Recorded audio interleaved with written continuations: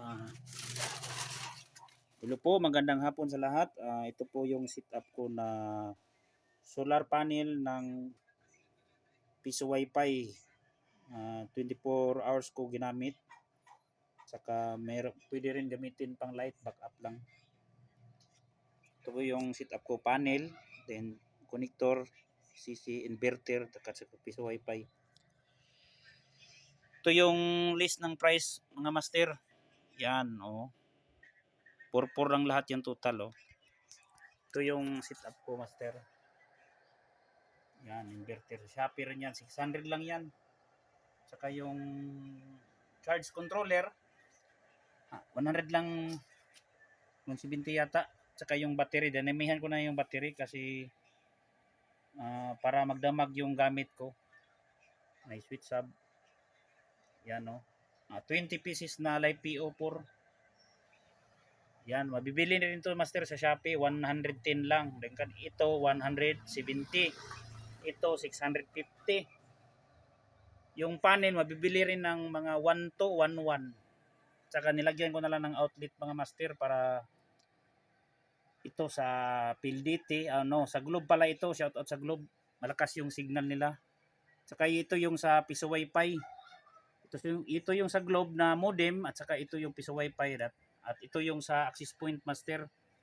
Yan, oh. Ito yung access point niya. Yung modem kasi malapit kasi sa kuwan. Nilagyan ko ng tubig sa baba kasi para hindi mag-overheat. Ito yung piso wifi ko, master, oh. Yan, oh. Dati kuan ito yung Microtik gamit ko. Nag-upgrade. Sa kanya yan yung solar panel ko, master, oh, maliit lang. Isa lang yan, master. Tapos ito yung access point ko. Ito, master, hindi ko na ginalaw yung kuan, master, yung hindi ko na dinirect sa 12 volts kasi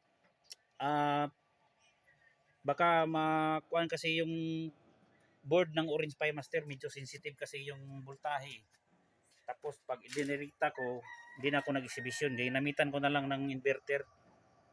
Yung sabi nila mas mabuti daw na i-direct pero hindi ko na yun ginawa kasi regulated kasi ito, master. Mas protektado yung wifi natin, piso wifi natin. Mas maganda nga gamitan mo na lang ng inverter.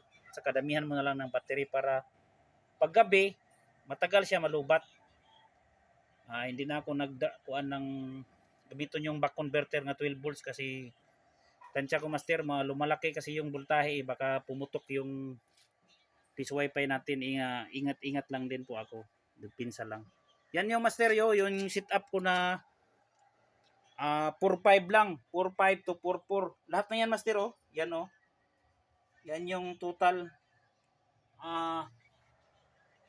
Shout out sa yung nagbenta ng kuan, inverter sa Shopee at saka yung mga battery. Okay naman yung kuan ko. Yan yung box ng solar panel ko, master. Kaya i-search mo yan sa Shopee, meron yan. Malakas naman humatak ng output, master.